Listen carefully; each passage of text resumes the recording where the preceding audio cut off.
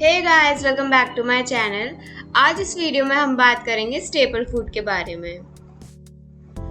It happened like I was going through a news related to agriculture and food economy and कैसे agriculture plays its great role in GDP of India.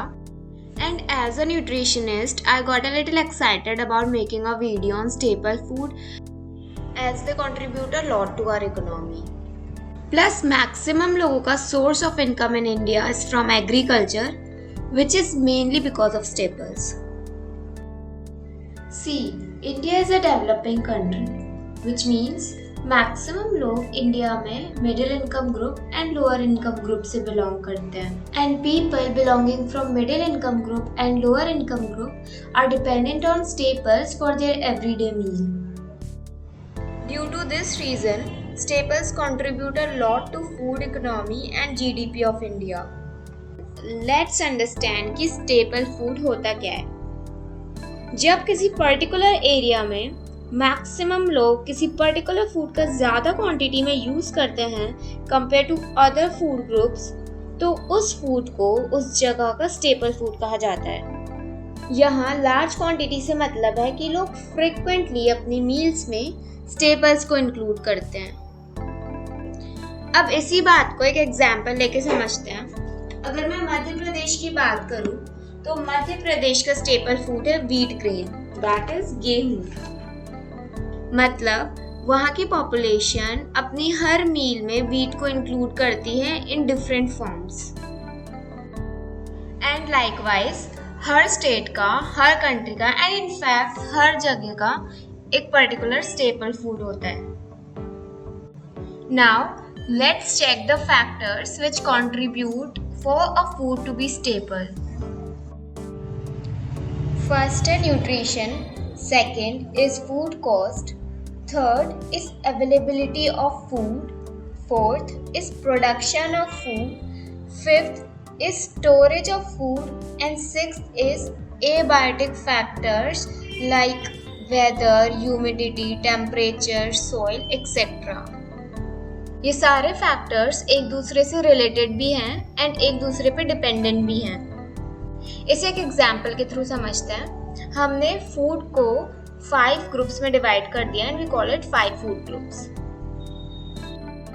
अगर इन food groups में से आपको option दिया जाए कि हर दिन आप अपनी मील में किस कैटेगरी को इंक्लूड करेंगे, तो anyone would say something which is healthy, जिसकी न्यूट्रिटिव वैल्यू ज़्यादा हो एंड जो रोज़ हमें बैलेंस्ड न्यूट्रिशन प्रोवाइड करे.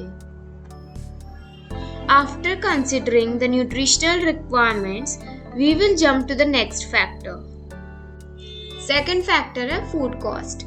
ऑब्वियस सी बात है, अगर हमें किसी फूड को रोज़ यूज़ करना है तो हम उसको तभी खरीदेंगे जब उसकी रेट्स या प्राइसेस रीजनेबल होंगी.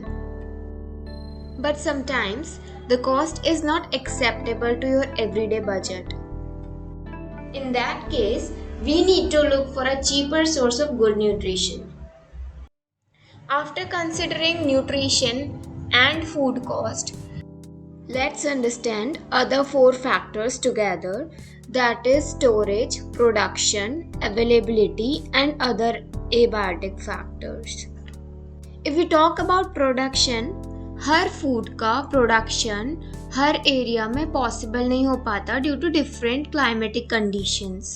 हर क्रॉप अपने सॉइल पीएच में अपनी पर्टिकुलर टेम्परेचर में ही ग्रो करता है. That is why different area का स्टेपल्स डिफरेंट होते हैं, बिकॉज हर एरिया की क्लाइमेटिक कंडीशंस डिफरेंट होती है. For example, if I want to cultivate rice, मुझे पता होना चाहिए कि it grows best in clay loamy soil, the kind of soil which can sustain और hold water for long.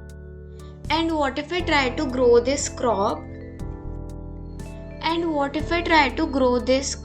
in a soil which cannot sustain water for long? The rice might grow, but the amount of nutrition and overall production will not be the same.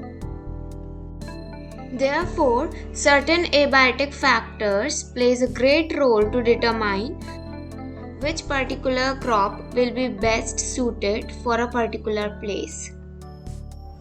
That is how all these factors chain up together to form a staple food and help us maintain our everyday meal. That's all for this video. In next video, we will see part 2 of staple food. So stay tuned.